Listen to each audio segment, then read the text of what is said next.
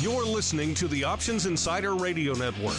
For more quality options programs, visit www.theoptionsinsider.com or search for Options Insider Radio Network in your podcast provider of choice. Listeners can also access all of our programming through our mobile app, available in iTunes and on Google Play. Don't forget to follow along with your favorite programs and submit your own questions for the hosts at twitter.com/options, facebook.com/theoptionsinsider, or via questions at theoptionsinsider.com. Gold, crude oil, corn, soybeans, and more. With so many tradable products, the futures options market can be an intimidating place. How can you possibly keep track of the latest trading developments across so many different products? Don't worry, we've got you covered. Welcome to This Week in Futures Options, the program designed to help active futures options traders stay on top of this ever-changing marketplace. Each week, we'll break down the top trades, hot products, volatility explosions, and much more. This Week in Futures Options streams live every Friday at 1:30 p.m. Central, so be sure to check out our live stream via the Mixlr app. That's MIXLR. Or join our live chat room at mixlr.com/options-insider. Whether you're an experienced veteran or a newcomer looking to separate the wheat from the lean hogs, This Week in Futures Options has the information you can't find anywhere else. This Week in Futures Options is brought to you by QuikStrike, options pricing and analysis software. QuikStrike offers powerful and flexible options analysis and pricing tools via an easy-to-use web-based interface. View prices on outright options or spreads with comprehensive page-level analysis controls. Build trades, manage risk, or explore historical volatility. QuikStrike has you covered, with market data reports ranging from open interest to the term structure of volatility. QuikStrike is the perfect addition to your trading toolkit. Learn more about QuikStrike at bantix.com. That's BANTIX.com. And don't forget to follow us on Twitter at QuikStrike1. That's QUIKSTRIKE1. This Week in Futures Options is also brought to you by CME Group, the world's leading and most diverse futures and options exchange. CME Group's markets help individuals and businesses around the world manage risks and seize opportunities. CME Group offers the deepest and most liquid options on futures across all asset classes, including interest rates, equity indexes, foreign exchange, energy, agriculture, and metals. For more information and educational resources about futures options at CME Group, visit cmegroup.com/options. And now, get ready to break down the latest futures options trading activity. It's time for This Week in Futures Options.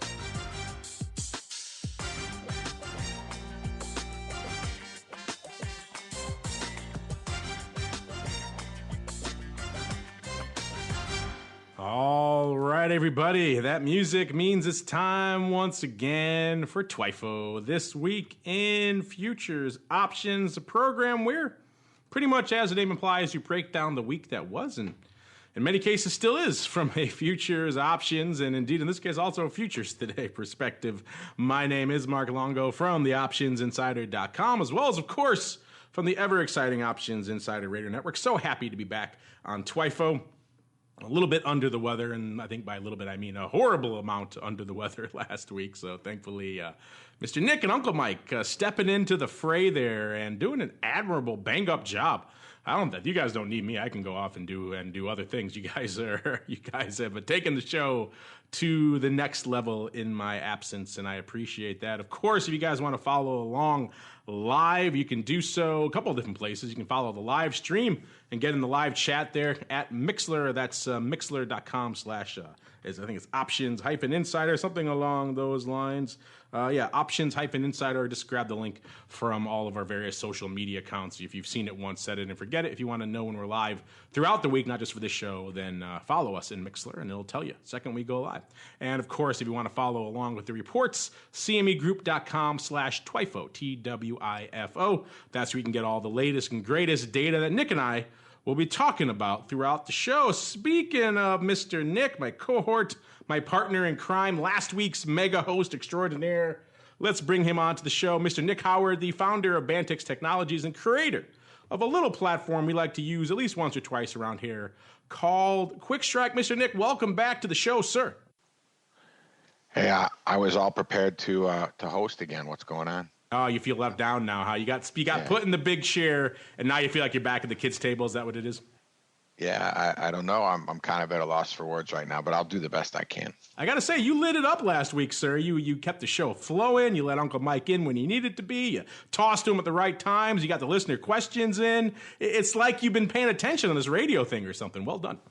Well, I downloaded my my guide to podcasting from Options Insider education site. So I read that before the show. And, there we go. Our network hosting guide. We probably should have one of those. It probably would be a handy thing. To put together. But there's a lot popping off today. Mr. Nick, I'm not sure if you've seen it, but Bitcoin taking a little bit on the chin. We got crude's been moving this week. Vol's been going all over the place. I'll let you pick, since you're at the kids' table. Kids never feel like they have a place, so you can have any power. So you can choose this week, Mr. Nick. Where do you want to start this week?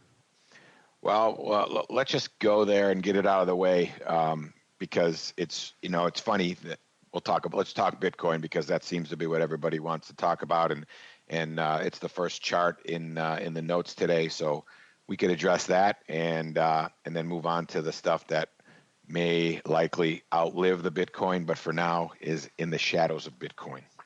Definitely is. You're right. Everyone's got Bitcoin on the brain. We are, of course, recording this and streaming it live at 1:30 p.m. Central here on Friday, the 22nd of December. So if you're listening after the fact, listeners, it's a day where the Bitcoin futures have been taking it on the chin. Massive sell-off sparked yesterday and then continued into today's session. Pretty much, depending on where you're looking, it's just been a bit of a bloodbath out there on all things hashtag Bitcoin. Of course, the Bitcoin actually hit a high just back on Sunday of, what was the exact, 19,800.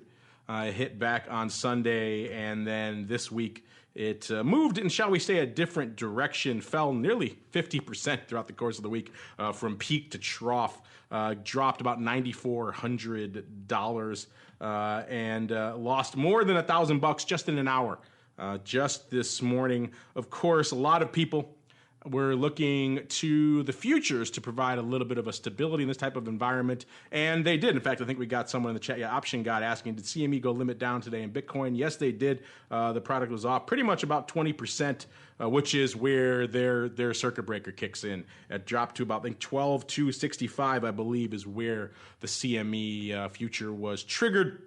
And, of course, we saw different moves on different platforms throughout the day. That's one of the things about a fragmented ecosystem. You can see things moving in different areas, but that little bit of a halt may be providing a little bit of a respite for the people out there who certainly needed it. By middle of today's session, it seems like a lot of the bloodletting was done.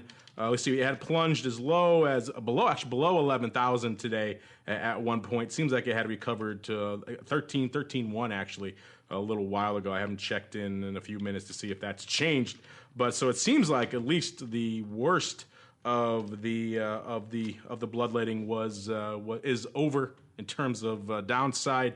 I know some of the venues out there outside of places like CME were having issues. Coinbase at 11 a.m. I think said they were actually halted in terms of just you couldn't do anything on there. Their platform was down, and they have about, I think like 13 million users or something like that. So that didn't help in terms of adding to the confusion out there. In terms of volume, it's been a pretty active day, as you might imagine. Looking at the CME numbers right now. And I remember the CME is the beefiest contract out there. The CME is 5 coins. So we all know, well, that value depends on what time you're looking at it today, but that's still a pretty meaty contract. And they've done over 2,000 just in the front month, and it looks like pushing about 2,300, 2,400 today across the full spectrum. They have 4 months listed: Jan, Feb, March, and June, and the lion's share there, almost 2,100 going up in June, which is pretty good volume. And multiply that times the 5 times the multiplier, you're talking a pretty hefty volume. It's pretty much in line. That CBOE is doing about 10,000 or so,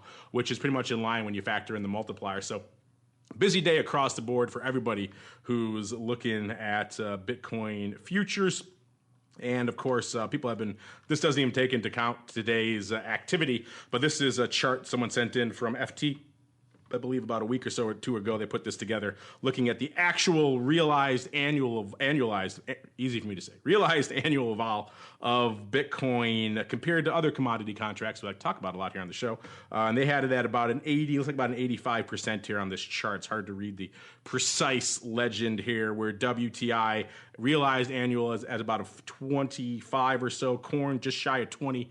Gold, that looks like about a 10 or so, and the S&P we know has been anemic from a realized perspective most of the year, shy of 6. So it's in that 5 to 6 range there on the S&P. So that puts it in perspective. We've talked before about what some of the actual volatility of Bitcoin is. Of course, this week is going to add a little bit to that froth. So maybe the numbers looking back from next week when we incorporate this week's madness in will look a little bit different. But either way, when you're looking at pure commodity volatility, I mean, we've been saying for how long, and we'll get to it in a little bit about WTI. They keep squeezing the vol out of that sponge. Same thing for gold. If you're looking for commodity volatility, reservations about the underlying aside, Bitcoin is certainly where that action has been. And if you want to know really quickly, Mr. Nick, people send in us all kinds of data about this, and someone sent in a great chart. Touched on a little bit on vol views. I'll do a quick rundown of it here as well. Just how fast Bitcoin has actually been moving. It made the first move 0 to past 1,000 in about 5 years, a little around that number, and then hit 2,000 level, so added another 1,000 in about a little less than 4 years. Hit the 3,000 level, 23 days. 4,000 level, 3,000 to 4,000 that is, in 62 days, 61 days to pass 5,000, 8 days to pass 6,000, 13 days to pass 7,000, 14 days to pass 8,000, 9 days to pass 9,000, 2 days to hit the 10,000 level. I think we all remember that. That wasn't that long ago. And we went back down towards it almost again today. Then 10 to 11,000 was a day. 12,000 to hit in 6 days. 17 hours to pass 13,000. 4 hours to pass 14,000. 10 hours for 15,000. A whopping 5 hours to hit the 16,000 level. 2 hours for 17,000. 10 minutes for 18. 3 minutes for 19. And then again, this chart stops out at 14,000. But of course, the big downside move of this week, it erased from 19,666, that's what they have the high here, to about 14,000. Took 4 days, Mr. Nick. So been a crazy week. Obviously, people I'm sure are hitting you up as they're hitting us up for data and have questions about the vol and everything else. So what are your thoughts on this this Bitcoin palooza we're living in right now? Well, I mean, I don't think it's any different than anybody's been expecting. I mean, if you look at it, 15,000 and it breaks 1,000, that's a 6% move, right? So if you had a $15 stock that broke $1, you probably wouldn't think so much about it. But when you're talking about thousands, it puts a little bit obvious larger number on it, and people pay more attention to it there. As far as anything interesting, I just tweeted out just so everybody knows we are plotting the futures and the indexes out on both our stuff. The futures are currently only in the subscription stuff and the essentials, and the index is out there on the Bitcoin tool on the CME Group website, so you can go out there and get the charts, particularly around the futures, and then also on the index that the future is covering. So take a look at that, and that's a nice resource for you to follow, because like Mark said, there's all kinds of different resources, all kinds of different prices, and we'll try to bring some of the other indexes in as well as a plot comparison, so you can see what kind of spreads are out there. But for now, you can see the BRTI, which is the real-time intraday index, and the BRR, which is the reference rate that gets set every morning, as well as the futures. And coming up soon, we'll plot the future and the spot on top of each other in the same chart, and that's going to go across the commodity spectrum. But as far as volatility, we recently looked at something. We did 60-minute bars over the course of 7 days, and we took 24 of them to figure out the volatility. So we took 60-minute bars, took 24, figured out the annualized volatility, and we did that from 1213 to 1220, and we got volatilities that ranged anywhere from 50% all the way up to 225%. So in those sections of time, we're seeing, and as Mark mentioned, with some of the movement numbers, we're seeing just some kind of normal historical annual volatility, as well as some really high abnormal volatility. So it will, I think, continue to be that way. As for what, if nothing else, the futures have sort of tamped down the aggression of the move up, but I think there's a mixed audience out there. I think there's people who want to see the thing get hammered and break pretty hard, and obviously there's people who, somebody told me today when I was talking to them, they said, well, when the parking attendant starts talking about Bitcoin, then he knew that it was time to get out. So, I mean, that's really where we are. When grandmas are asking grandsons in the market about what's going on with a particular type of commodity, then we know that there's potential problems on the horizon. But for me, it's another thing of interest. We have some numbers. I know there's some questions out there about when the other products are going to come around it, options, ETFs, that kind of thing. I think those things are in the near term. I don't know how near term, but outside of that, also tweeted, the other good thing that you want to see on something like this is anybody wants to see on any product, right? We've had a steady volume increase, or we have a good volume this week in particular, but we had a pretty steady volume and increasing volume all week on the futures. Got a good distribution. I think we got a little bit more in the calendars, or in the serials and quarterlies outside of the front month on both exchanges. I think we saw a little bit more acceptance in the CME products, and starting to see some spread trading as well. So all those are gonna play into the continued interest in it. And obviously, this is a way for people to trade it without having to be along the physical, quote unquote, coin. So increased volume, increased open interest. See, the front contracts got 400 open already, 400 open interest. There's almost 100 open in the quarterly March as well. So that's all good. Good stuff. Fun to watch. Continue to expect the thing to whip around quite a bit. And I don't know what anybody expected. I expected it to be whipping around. And the fun part about it, I think, more than anything else was, it sort of drags down the rest of the coins too. So I think you're going to see this one get hit, the other ones get pulled down, and then people are going to see the opportunity to get back into those different coins like IOTA or Ripple or Litecoin or even Ethereum. And then you'll see it kind of get perked up because people are going to look for opportunities to get in where they thought they might have missed the boat. Yeah, that was, of course, the big question with the launch of these derivatives contracts was, a lot of people thought the run-up in price of Bitcoin was due to the fact that these various fragmented quote-unquote exchanges out there, a lot of them had limits on how much you could actually sell at any given time. So those bids there weren't really bids for size. So that's going to effectively help drive the thing up if you can't sell the damn thing in any sort of appreciable size. And so people thought, well, now here come these futures. The CME one in particular is a size contract. People are going to start hitting the bids. We're going to see this massive sell-off in Bitcoin as a result. And we saw a little bit of a sell-up. Then it kind of reverted, and this Sunday we saw new highs. So it didn't really materialize. And then, of course, this week happens. Some people are going to be looking. There'll be a lot of navel gazing and looking at the tea leaves as to what exactly drove this sell-off. And who knows? Maybe the futures were part of it in terms of people finally being able to get some size off in this thing, who've been waiting for a while to probably dump some of this. Why they waited a week, who knows? Maybe they wanted to see if this thing took off, or maybe there were probably some other easy for me to say, other fundamental factors that were driving this, and then the futures played their part, either tamping or exacerbating it, depending on which way you're looking. And so there will be a lot of an analysis, I think, going forward of all this kind of stuff. But interesting, and certainly a lot of big numbers going up today, which is interesting across the board. Pretty much whatever venue you're looking at, big volume, That was the one big question. Would people really embrace these things and flock to them, particularly in times of crisis? And it seems like so far, at least, that indeed has been the case. Any other thoughts here, Mr. Nick? I know we have a bunch of listener questions about, so we're probably not done with Bitcoin yet. But for now, anything else you want to add here on the big Bitcoin frenzy here of this week?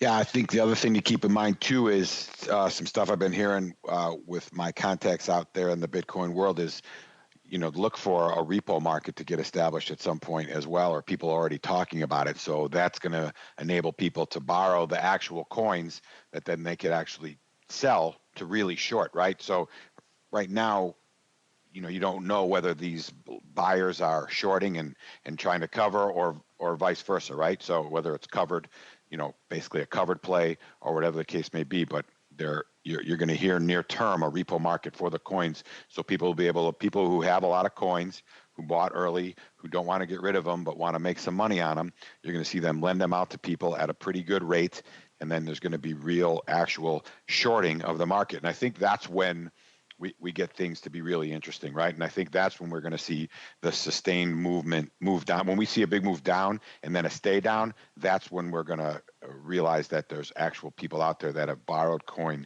to sell them. So there's a real physical play on the market because, the reality is there's 21 million coins out there, right? Or 21 potential coins out there. I think it's near 16 or something that's actually been mined. You can check CoinMarketCap for the exact number. But we also have to keep in mind that of that 21 million, how many were lost either by people's machines breaking down and not having their key? I read a story about somebody who built a supercomputer to try to hack his password because he forgot his password for his cryptocurrency. So, as much as that market has an established size, I think it's smaller than that is. And then when you start to hear, when somebody low level like me actually hears about people trying to get into a repo market that will allow people to actually short the market, I think we're still in for a lot of interesting roller coaster movement in the price. Yeah, I think roller coaster movement is pretty much the one thing we can safely bet on in the old coin here for the coming months. And you're right, there's so many things, so many shoes left to drop there. The repo, of course, everyone's asking about the options. We'll ask you guys about that in a little bit. In fact, spoiler alert, we already did. So I'm looking at some of the numbers right now. But still, it's been fascinating to watch, and I'm hoping we get the options soon so we could really sink our teeth into that. In the meantime, people have also been sinking their teeth into all things crude. Let's get a little crude here on the old show, Mr. Nick, if you are so inclined. Of course, I'm talking about all things WTI. A lot of you guys have this on your trading radar these days. It's been another up week, at least to end the week. Most of the major, looks like across the board, you got up about a half a handle to about a handle across the term structure there. So right around the 58 level or so out here in WTI land.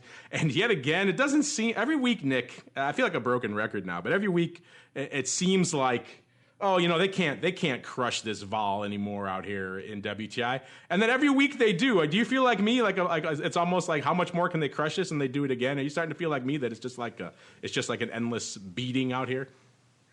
Well, I mean, I hadn't looked. I was in New York a couple of days this week, and I wasn't in front of my computer so much, but they beat the daylights out of the volatility. So am I surprised? I mean, we talk about it all the time. We get a continued pattern or a sideways pattern in a market and a price. It's gonna get hit from a vol standpoint. But I mean, this is really bad here. I mean, you're talking a 1.5% on the front contract with 26 days left, and Uncle Mike and I were talking about that last week. How you usually see us. In another commodity, you see stuff come in as you go towards expiration. You're going to get a bump in vol because the vol over the weekend or something is going to make up for the decay, but you're not seeing it here. So am I surprised? I'm not surprised. What is that? Sorry, not sorry. I'm surprised, but not surprised. But it's getting hammered pretty good. And when you look at the amount of movement on 26 days left on a 15.25. Volatility is only about $2.50 in either direction. So we've seen that. That's easy. I think oil, you can pay the rent with the oil right now, as we like to say. Uh-oh, the rent is back. You can pay the rent with the oil. Well, it's so freaking cheap. At a certain point, it's just like, wow, how can you sell this anymore? It's getting crazy. And of course, historically, it could still go lower. We all know that. It can get into single digits.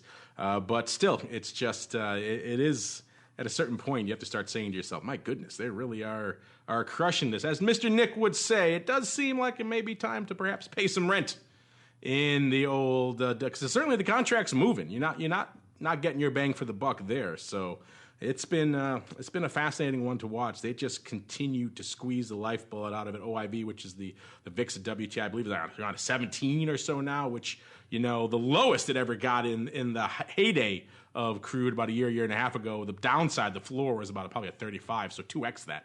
So this thing has really just they've been squeezing every last bit of juice out there. So if you are a premium buyer, a lot of you have been writing in saying, when is the worm going to turn in crude? You get enough movement out there now, and it's so cheap that you don't really need to have a huge vol explosion. Certainly would be nice, but you could usually probably aggressively scalp this, and at the very least, as Nick would say, pay the rent, if not do a little bit better out there on this. Let's see what's been lighting it up out here this week. Overall, a decent week, but not a rock'em sock'em robots week. Up a little over 4% in terms of net OI out here in good old crude oil. And where the action was, number one with a bullet this month, listeners, came in Feb, actually. It was the Feb contract, about 41% of the paper going up out there. And if you're saying to yourself, well, this week where WTI settled out around 58, where was the action? Was the 58 strike? Nope, a little bit north of that. It was the 60 strike, number one with the bullet, about 11,000 contracts and change. Lighting it up this week. The lion's share come in yesterday, about 3,500, then about 3,000 on Wednesday. The rest scattered pretty equally throughout the week. And of that, a lot of back and forth, only about net 600 opening on the week. So a lot of back and forth. People were looking at that 60 strike. We're going to break it. We're going to stay north of it. What are we going to do? And we're settling out on 58. People doing a lot of back and forth trading on that strike, as you might expect. Number two, right behind it, came the double puts, 55 puts, also in Feb, with about 9,800 of those. The lion's share coming yesterday and today, actually exactly equal, 2,517 both days. Briefly eclipsed by Monday, 2375. That was the big day of the week. But yesterday and today, equal numbers, which is kind of interesting. And about 1,500 that opening, so a little bit more opening bias on the double puts. Then we actually got to jump out a little bit to March, to the March 58 calls, almost the exact same number, 9,800 and change going up on these 58 calls here, with the lion's share coming Thursday. Almost 7,000 of the nearly 10,000 going up on Thursday. So that was where the action was. And about 4,100 or so opening on the week. The rest of the week kind of anemic from a volume perspective. Then we get back into the Feb, and looking at right hot on its heels were the aforementioned 58s, the at-the-money strike.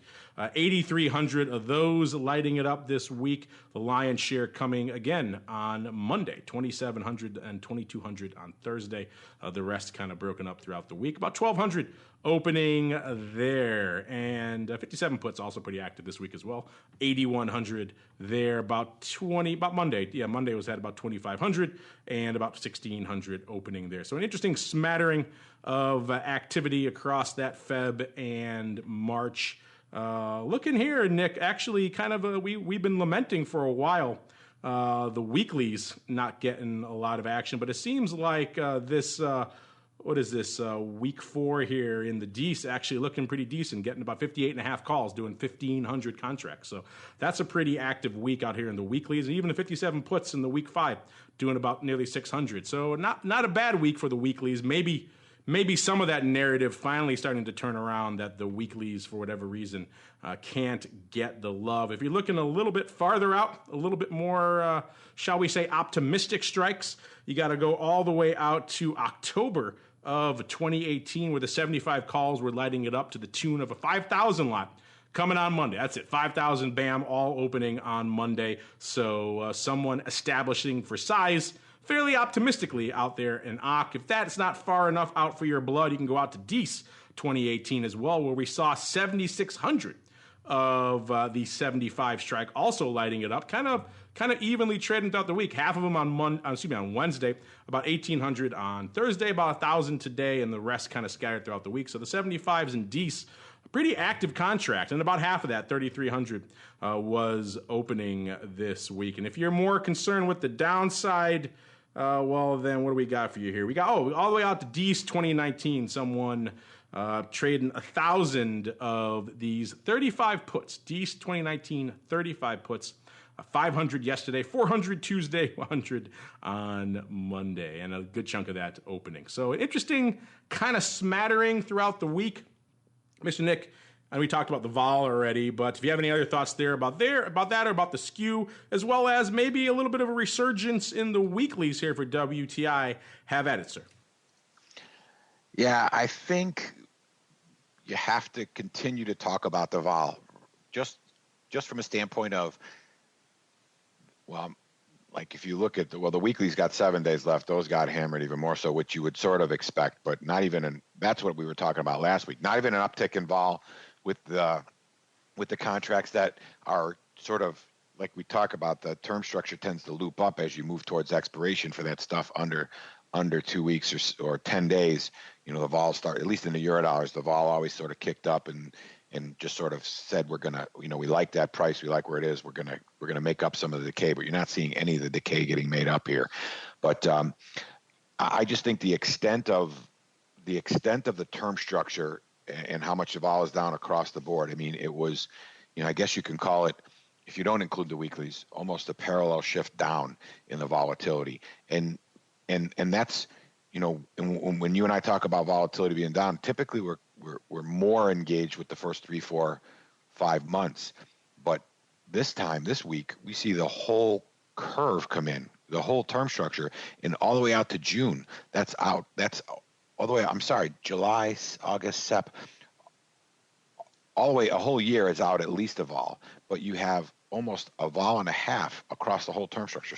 So that's more significant to me than the fact that the front contract's down and not really taking any of the decay out of it with an increase in volatility. The fact that they basically pounded down the term structure, and for the June contract to be under 20, and the March contract, which has 60 days, to be almost under 17. So I mean, that's significant to me as well. As far as the skew, you're not seeing a big change.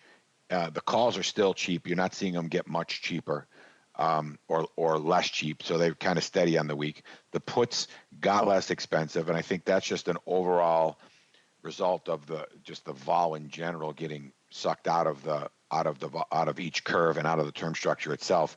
The stuff that's going to have a higher vol is going to see more of a depression in their numbers as well. So we saw the puts come in, but that's just a function of just overall vol coming in. So they're going to tend to hit the higher strikes if they can. So that's what's really catching my eye here more than anything else. I mean, last week, I'm sure you listened back to the show. We talked about a lot of high strikes trading further out in the curve, and we're seeing those same high strikes, at least in a couple of the months, trading again. So there's a little bit of optimism from that standpoint. But, when you start seeing, and again, I'm a year into watching the crude, but can look at the historicals and see how it moves. I mean, you still there. And given the ranges that we have and the possibilities of some movement, when you're just talking about a $2.50 one way or another, you would expect that you probably could do that just with a little bit of pessimistic or optimistic news one way or another. So I go back to what I talk about all the time in gold. Here we might see the case where some hedged upside or some hedged downside will pay for itself rather quickly. So a 25 or 30 delta hedge call or put, and you should be able to see getting that premium back in your pocket after a little bit of a move in the opposite direction, depending on what you're looking at. The call you're going to go down, the put you want to go up. And then if you do get a continued move one way or another, you're going to be long that option again. That is fairly inexpensive. So yeah, it's tough again here though, right? It could always go lower. We talk about it. And maybe a lot of it's got to do with the fact, and this is something we mentioned last week as well, this week was running into Christmas. You also had the end of Hanukkah last week, so you had holiday and upon holiday, and then you get Christmas on Monday, Boxing Day on the 26th out in the UK, and then you're running back into a holiday and exchange holiday on the 2nd, I think, and then so you really have a lot of time where people may not be paying attention or they're taking a little break at the end of the year. So maybe this is the right thing that vol is depressed so much. Yeah, it seems crazy on one hand, but yet on the other hand, you never know. We are in this weird environment, and people certainly are not reticent to hit some bids when it comes to vol. So we shall see how this plays out. But I'm definitely on your tip there, Mr. Nick, that I think you can pay the rent with some of this. Speaking of paying the rent, I think we got time for one more product here before we get to some of the listeners coming at us in droves, Mr. Nick. So I'll let you, in the spirit of the holidays and giving, I'll let you make our final selection. What do you feel like in your bones you want to talk about? What was really catching your eye this week, sir? Well, catching my eye might be the wrong term, but I have to look at the gold. Just because we need to talk about it. How did I know you were going to say that? It's like I have it up on my screen in front of me here already or something. Amazing. You do. You know why? Because the vol got hammered last week, okay? The vol's in again this week. We had a decent move up, too, from our lows. We had 21, 22 bucks that were up. So as much as you say, okay, we're back in the range, if you did anything down below in terms of gamma-related options down there, you got your money back. Pretty almost certainly. So again, we won't even pay attention to the Jan so much. That's 4 days. It's gonna run away from us by the time we even get back from the holiday. But the 34-day option is in a vol, and it's trading at it's a little over 7.75 vol. So and again, we talk about it. We moved higher back in, not higher through any sort of resistance, but back into the middle of a range. But like we always talk about, vol is gamma, gamma is vol. It just depends on how high the vol is, whether we say vol or whether we say gamma. So there was opportunity just in that range this week with a $22 move. So you got to pay attention. And this is sort of the bottom third of the range, so it still has some room on the upside to move into the 1300 range, where that's kind of been the near-term high. But that's what catches my eye there, is the fact that you can go out to June and you have June just over is the first contract over a 10 vol, but you're getting a 90-day contract 9.25, 34-day contract 7.75. You saw the calls get a lot cheaper this week when we look at the quick skew, a lot cheaper in the Feb and the March, so that they got cheaper, and the puts got a little bit more expensive. Again, as you would expect, we sort of move along that, like we move along the term structure, we move along the vol curve as well. So we have a pretty even smile. So based on the smile, if we look at the March contract, which is a 60 days, we have the puts and the calls are about the same amount rich to the at the money. So maybe we're looking at about the 1275, 1280 is sort of our balance point. So if we do, and if we look at our range, 1250 to 1300 has been about what we've been doing, with some dips below 1250, down to the 1240s and stuff like that, and a little bit of a run up past 1300. But we're sort of in that belly of the vol curve, and I think just moving along between those two numbers we just mentioned, that there's maybe some opportunity just to still to be in there from a scalping standpoint, or to be short there outside of that range from a strangle standpoint. So that's what's catching my eye there, really, more than anything else. Sir, you're just a degenerate premium buyer out there.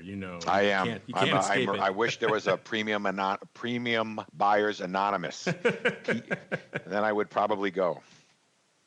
Well, it's hard to argue with you at these levels. It's just, they keep squeezing the juice out of it, and it's at a certain point you have to say to yourself, this way lies madness. There's something I could do with this to pay the rent. As we mentioned, we're talking all things gold. Good week for the gold bugs, and finishing up about 20 handles right around the 1275 level, as Nick already alluded to. The vol taking it on the chin again this week.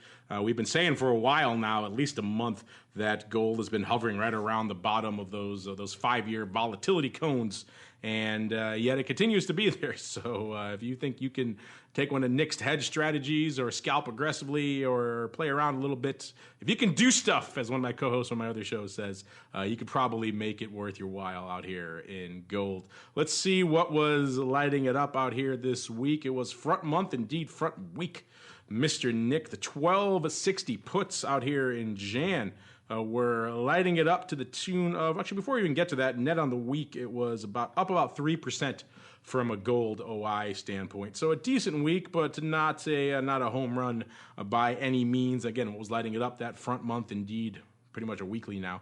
1260 puts going up 5,000 times, about Wednesday and Thursday, both leading the charge, about 1,400 and change on both of those days. The rest of the week kind of scattered and mixed. Net only 500 contracts opening, so that 1260 put strike was clearly where a lot of back and forth action was throughout the course of this week. Then we see, actually, we got to move out a little bit.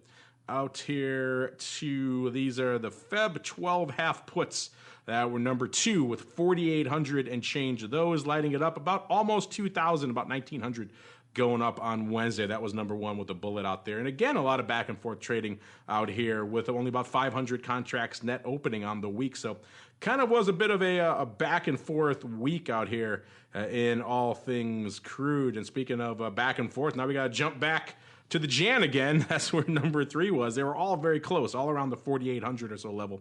4,770 of the 1280 calls, which is right pretty darn close to where we netted out. We netted out at 1275. The 1280 calls doing about 4,800. The lion's share coming on Tuesday, 1,500 of those there. 1,300 today, so pretty active out there in the 1280s today. Net actually closing on that strike about 1,300. So people taking some action off the table there on these calls. And we drove down 1265. So people playing right around the at the money at 1275. The 1265s doing about 4,200, the lion's share. Coming on Monday, actually, nearly 1,700 going up there. And a net closing out there as well, about 700 closing net on the week. And as we like to do with gold, we always like to look a little bit farther afield as well, see if any weird paper came across our radar. Nick, we're still looking for something to equal that crazy gold trend. I got a feeling when we do our end of year recap, look back next week, Nick, that somehow that gold trade's going to figure in there. Spoiler alert for next week's episode. But looking ahead a little bit in terms of outliers, didn't see too much in the quote-unquote super crazy town realm here, Mr. Nick. We got the 9.5 puts lighting it up out here in August.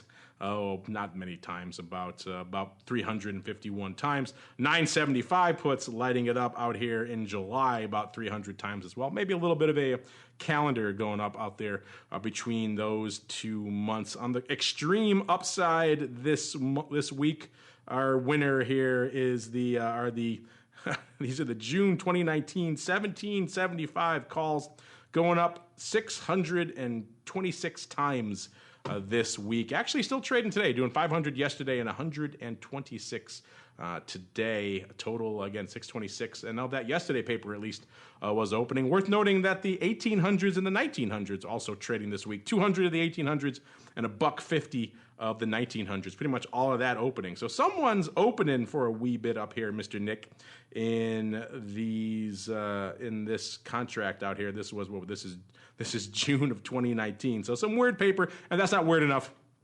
We're going to round it out with 25 of the D's 2019 2000s. Nice round number, Mr. Nick. But aside from that craziness, anything else catching your eye out here as we finish up with gold, Mr. Nick?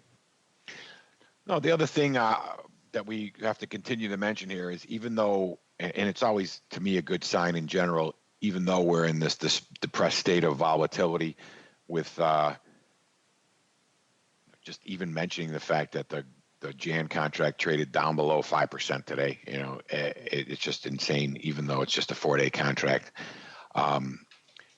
We have to keep in mind, we have to mention that we're still seeing increased open interest. You're up another 30,000 in the overall gold totals. We're almost approaching 1 million in open interest. So that's been the general positive note I think we can take from all of this in the crude and the gold. Let's just look at the silver in honor of Uncle Mike.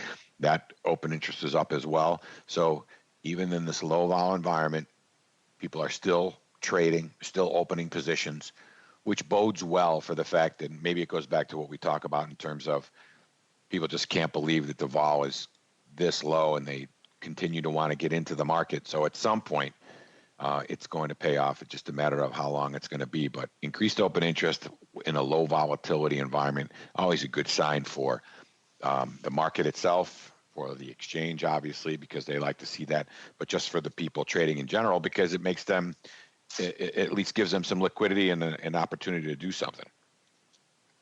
Yeah, and before we move off here to get some of your questions, I know we were talking a lot of Bitcoin at the top of the show, but believe it or not, there are other underlyings that were rocking and rolling, moving and shaking this week. So let's do our quick big gainers and losers here for the week, the rockers and rollers.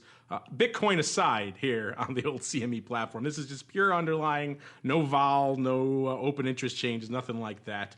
On the upside, we got good old RBOB up a little over 5% this week. Platinum number 2, 4%. Copper up about 3.5%. Heating oil up about 3.25%. And rounding out the top 5, we got lumber up 2.5%. On the downside, we got feeder cattle off nearly 4.7%. We got oats off 4.3%. The euro dollars, our old friends, off about 3.5%. The peso dollar off 3% this week. And this is the ultra. I think this is the ultra treasury there, about ultra T-bill 2.5% off to the downside, followed by soybean meal. So a little bottom 6 there for you. Meanwhile, though, let's keep on rolling. You guys got questions? We're going to try to answer them. It is time for some of your futures options feedback. It's time for your questions, comments, and insights. It's time for Futures Options Feedback. Submit your questions at twitter.com/options, facebook.com/The Options Insider, stocktwits.com/Options Insider, or via questions at theoptionsinsider.com. You can also submit your feedback via our Options Insider Radio Network mobile app, available for iOS, Android, and Kindle Fire devices. You can even ask your questions live every Friday at 3 p.m. Central via our Mixlr chat room. So grab the Mixlr app or just search for Options Insider at Mixlr.com. That's MIXLR.com.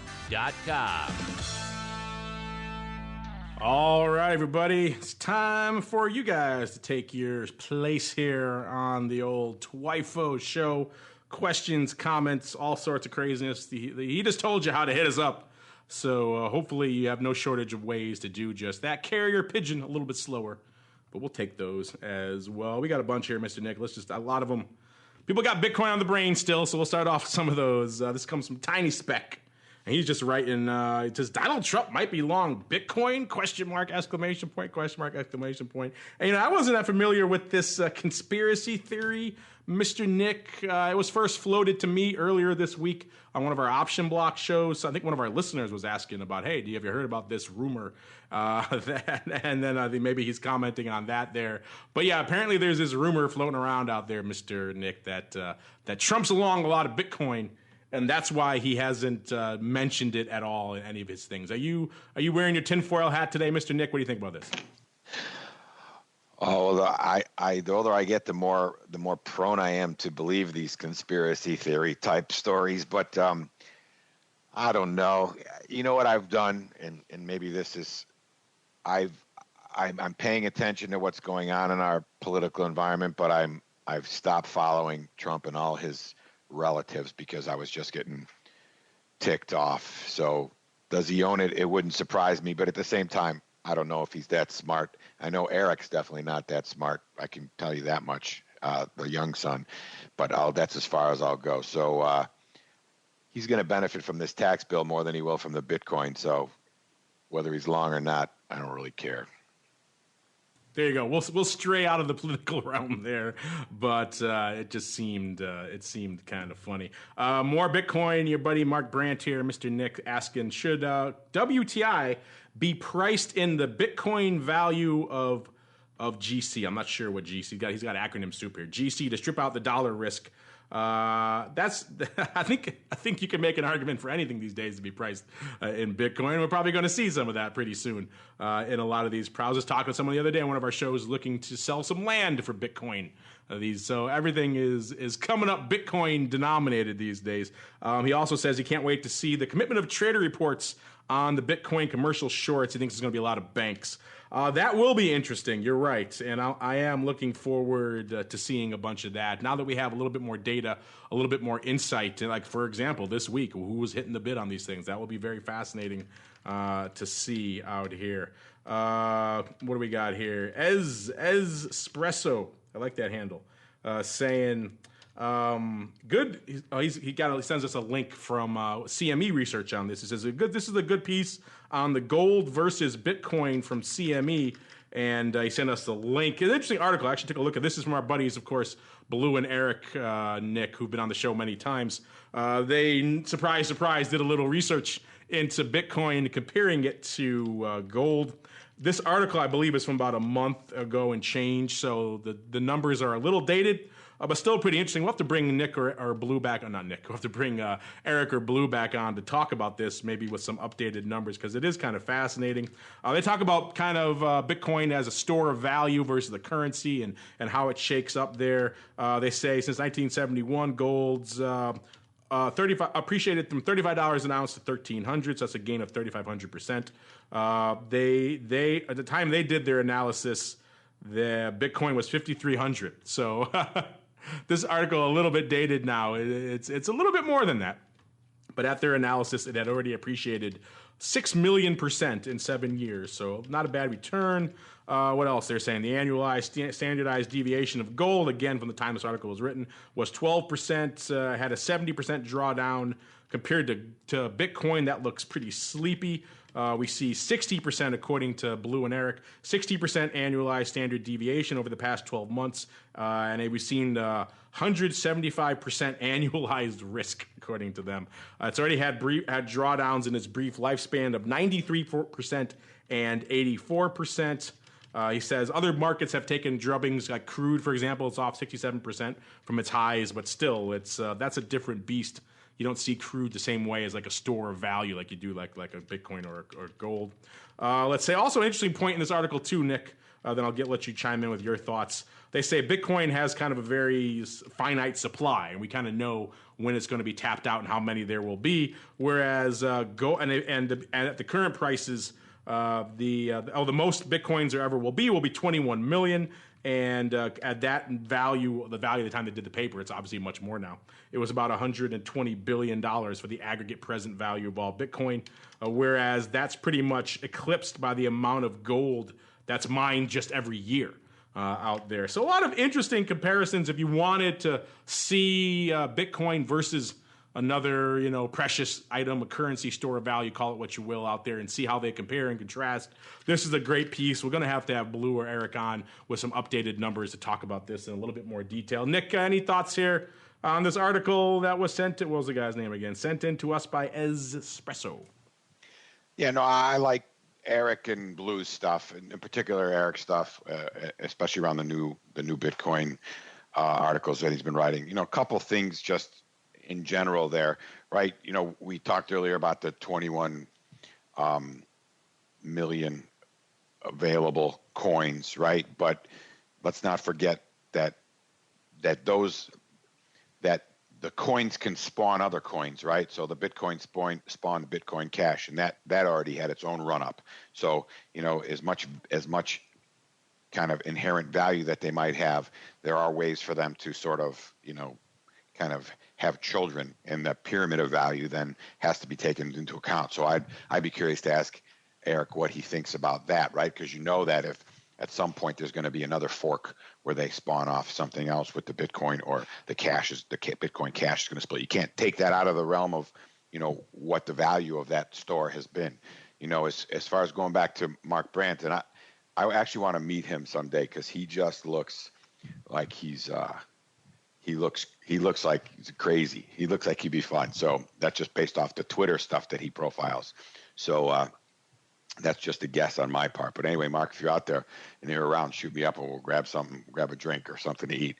The other thing, the other thing of interest is the question that Mark had about valuing another commodity in Bitcoin. I just don't see how you can do it.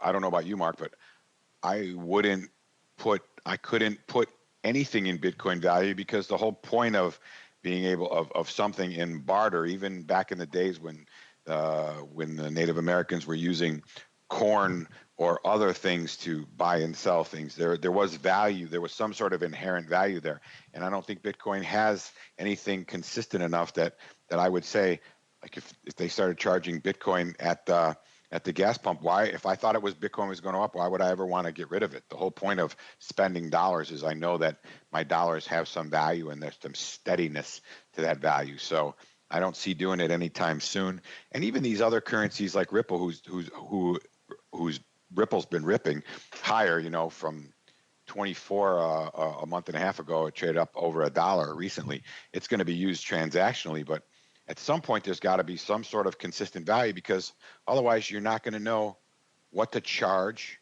in terms of absolute number or what you're willing to spend. So I don't know how you feel about that. I mean, the fact that I know that gold has some steady value, I'm willing to potentially make a trade with that, because I know I'm not going to be regretting it, whether I'm the buyer or the seller of the item. Yeah, I was saying the same thing to this person I was talking to yesterday on one of our shows, who says he wants to sell some land for Bitcoin. I said, how would that process even work? Look at a day like today. The value is so turbulent. You have to say, sign the paper now. No, sign it now. Because every second the price of that land is going to dramatically change just based on a few seconds. So yeah, it would be hard to use that in a real currency perspective, at least until this near-term volatility dies down a little bit, because you're right. You go to the pump in the morning, you go to the pump in the afternoon, you're buying your gas with Bitcoin, you just paid 30% more or 30% less. That is kind of hard to have that be a reliable form of exchange when it's that volatile. Let's see what else we got here. Let's jump off Bitcoin for a second. We can probably talk Bitcoin all day. Oh, here's some love for you, Mr. Nick, from Bilc. Good old Bilc saying, excuse me, good job on the show, Nick. Mark left the show in good hands. He can take vacations more often. All right, just to clarify, I was not on vacation. I was deathly ill. So I was not off in the sun drinking margaritas. But that said, I agree with you. Nick did an awesome job, so I'll have to put him in the hosting chair more. I'll have to bump you up to the adult table more often, Mr. Nick. What do you think there? Bilc sounds like he likes it. Well, it's like, I don't look at it I look at it. Do you see that commercial that's out recently? The old guy sitting at the old people's table, and he wants to go down to the kids' table because it's more fun. That's how I look at it. I look at it as going. There you go. So you're on the fun table. Going the other direction. I'm in the boring, stodgy table over here, and you're in the fun kids' table, laughing it up with Uncle Mike and Matt Bradbard and Blue and Eric and all the other crazies we have on the show here. Let's wrap up with a couple more here. We got here's one that's up your alley, Nick. You can probably speak to this. This comes from LV67, he or she wants to know, why the heck is futures and futures options data, I believe that's what they're talking about there, why is it so hard to get? This is your business, so what are your thoughts there for this person who's lamenting how hard it is to do your job, Mr. Nick? Well, first off, I would say reach out to me and I will try to help you get what you need, because we have access or available 10 years of pretty solid data in all the benchmark futures options products. So if you need anything, reach out and I'll be glad to help. Secondly, I think it's getting better. I believe that it's, again, you can almost say that exchanges in general think of their market data as almost Bitcoin, right? Because it's so precious that they don't necessarily want to give it away for what everybody else seems to think is a reasonable price. So it's difficult because it's not been made easily accessible. It's difficult because it's so expensive, and it's difficult because a lot of times when you get it from different places, it's not consistently good. It's probably more consistently bad.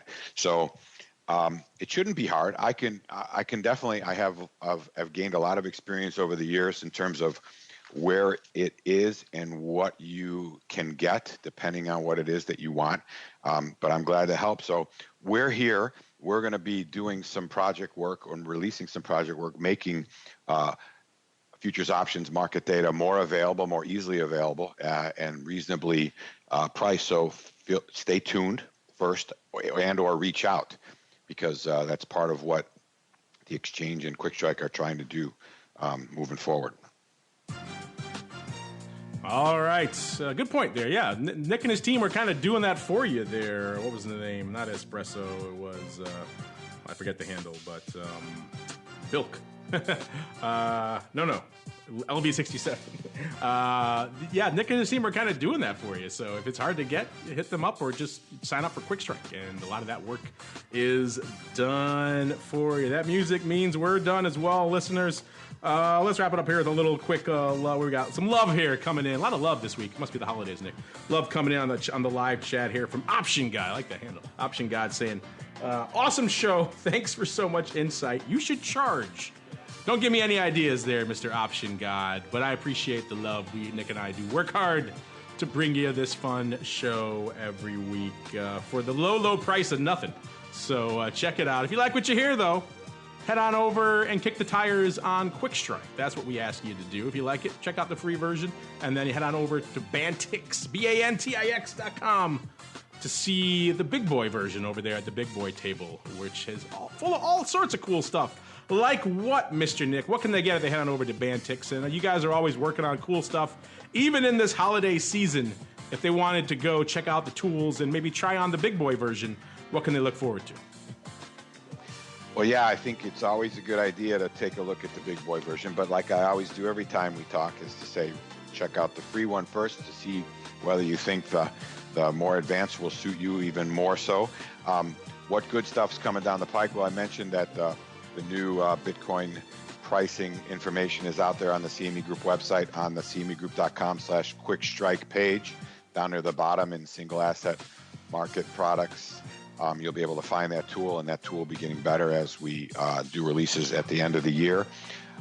Stay tuned for some really good stuff coming down the pike from quikstrike. We have new calculators coming out, new spread builders coming out, so really simple, easy, smart building tools that will let you, click on strikes, and it'll know what you're trying to build based on common strategies out in the market, and give you a price in Greeks right away, and let you look at that expected return or theoretical value chart, or even the historical price action of that spread itself. So really, those are when you want to get engaged. Those tools are going to make it really easy for you, and we're going to be doing some. We're always working to try to make the layout more useful and easy for everybody. So we're working right now on more consolidation and just better utilization, and probably going to have a new pricing restructure after the new year as well to try to make it as available and affordable to everybody as possible. So stay tuned and listen. We'll give you more details as they become set in stone on our side.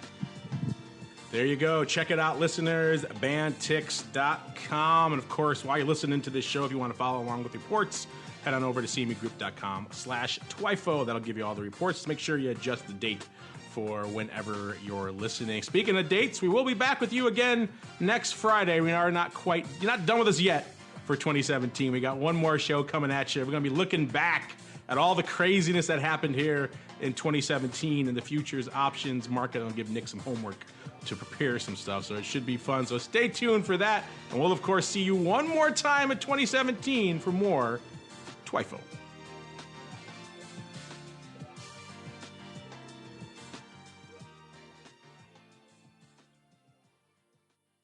This Week in Futures Options is brought to you by quikstrike, options pricing and analysis software.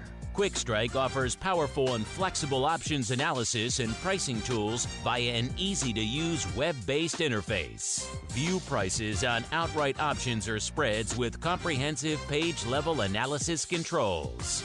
Build trades, manage risk, or explore historical volatility. quikstrike has you covered, with market data reports ranging from open interest to the term structure of volatility. quikstrike is the perfect addition to your trading toolkit. Learn more about quikstrike at Bantix.com. That's BANTIX.com. And don't forget to follow us on Twitter at quikstrike1. That's QUIKSTRIKE1. This Week in Futures Options is also brought to you by CME Group, the world's leading and most diverse futures and options exchange. CME Group's markets help individuals and businesses around the world manage risks and seize opportunities. CME Group offers the deepest and most liquid options on futures across all asset classes, including interest rates, equity indexes, foreign exchange, energy, agriculture, and metals. For more information and educational resources about futures options at CME Group, visit cmegroup.com/options. This broadcast is intended for informational and educational purposes only and does not constitute trading advice or the solicitation of purchases or sale of any futures or options. The rulebook of the applicable exchange should be consulted as the authoritative source on all current contract specifications.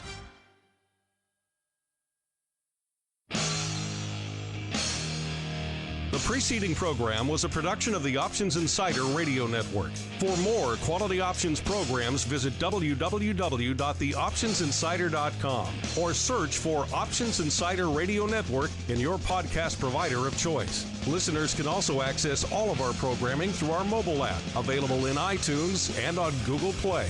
Don't forget to follow along with your favorite programs and submit your own questions for the hosts at twitter.com/options, facebook.com/theoptionsinsider, or via questions at theoptionsinsider.com.